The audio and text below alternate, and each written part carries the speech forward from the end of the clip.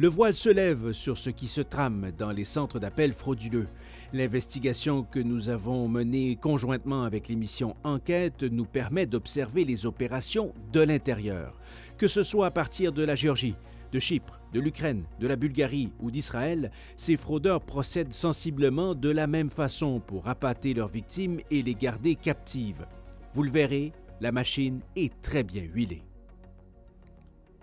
Jeff, pour bien comprendre comment fonctionne ce genre de subterfuge-là, il n'y a rien comme une incursion. Une incursion dans ce genre de centre d'appel, c'est littéralement ce à quoi tu as eu accès. Dans ce cas-ci, je voulais qu'on passe une journée de travail avec un des fraudeurs du centre d'appel. Une journée typique, hein? Leur quotidien de fraudeur. Donc, vendredi, le 12 avril 2024, on a presque la journée au complet d'un fraudeur qui utilise le sobriquet Lucas Hoffman. Okay. C'est pas son vrai nom, c'est un Georgien. Mais c'est un vrai fraudeur. Il commence sa journée... l'heure, c'est 4h44 AM. Okay. C'est pas la vraie heure locale en Géorgie. On peut voir avec les métadonnées du fichier, là, il est 11h45. Donc, au début de son shift, okay. Il commence assez tard dans la journée en Géorgie, mais c'est parce que ses victimes se retrouvent principalement en Angleterre et au Canada.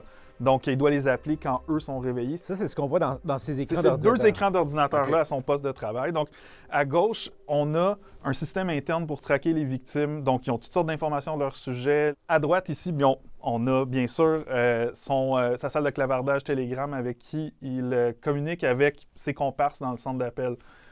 Très intéressant qu'ils utilisent Telegram parce que c'est chiffré. Et en arrière-plan, on a AnyDesk qui est un logiciel qui permet de se connecter à l'ordinateur d'une victime puis de contrôler l'ordinateur ou de voir l'écran.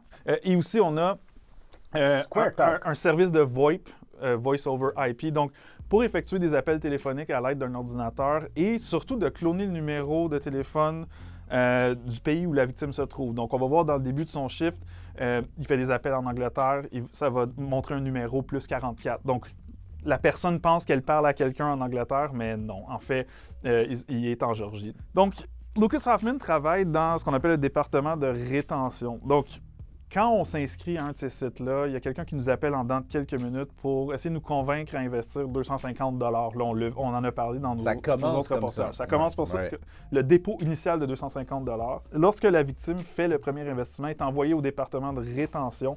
Et c'est eux qui vont voler les économies là, de la personne au grand complet. C'est les pros, dans le fond. En la gardant captive, en trouvant... Rétention. C'est ça, en trouvant les mots nécessaires, les termes nécessaires, puis les stratégies pour les garder captives, ces personnes. Je trouvais ça intéressant ici. Il parle à une victime canadienne. C'est le profil de la victime.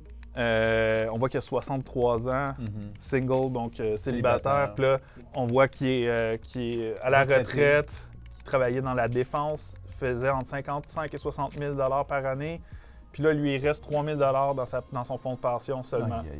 Mais qui semble être intéressé à continuer. Puis, upsell pitch, donc il a réussi à le convaincre de mettre encore plus d'argent dans le stratagème frauduleux. Incroyable de le voir écrit comme ça. On le voit changer de marque. On était avec Admirals FX. Et là, on le voit. Oh, là, c'est FX Apollo, qui est une autre fausse plateforme d'investissement.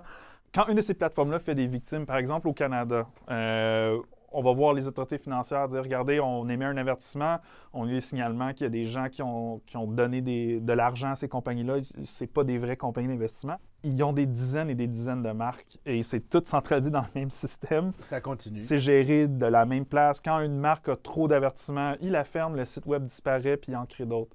Donc, c'est pas en émettant des avertissements comme ça qu'on va arrêter ce problème-là. On le voit. Il saute d'une marque à l'autre, puis c'est le même poste de travail, le même gars, le même ordinateur.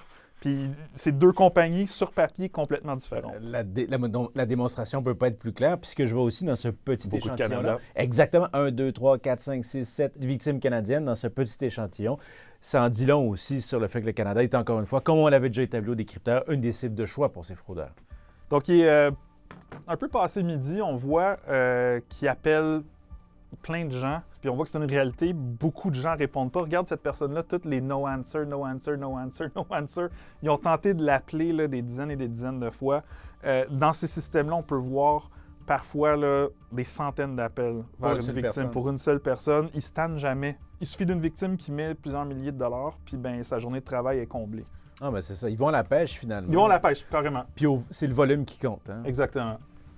Donc là, on voit Il est dans le profil d'un client, Mhm. dans son portfolio d'investissement, puis on voit qu'il modifie La valeur. la valeur du portfolio pour montrer un profit. Puis là, lui dit, regardez, tu as 28 de profit avec le 250 que tu as mis. Donc, ils sont capables d'aller manipuler le graphique que la personne de son côté voit Pour lui faire pour croire. lui faire croire qu'elle a généré un profit, modeste profit, pour la convaincre d'investir encore plus. Ah ben, c'est intéressant, ça veut dire vraiment... Ça, c'est un de leurs arguments principaux, là. Donc- Faire miroiter des profits, puis on voit comment ils manipulent les graphiques. Ben, là. c'est ça. Là, qu'est-ce qui se passe, Jeff? Là, on voit qu'il parle à une victime canadienne. Ce que je trouvais vraiment intéressant dans ce dossier-là, c'est qu'il fait ce qu'on appelle le recovery scam, l'arnaque de recouvrement de fonds. Dans le fond, c'est quand une victime a déjà perdu des montants substantiels d'argent avec des fraudes, que ce soit de eux ou de d'autres centres d'appel, eux réussissent à revictimiser la victime. Donc, soit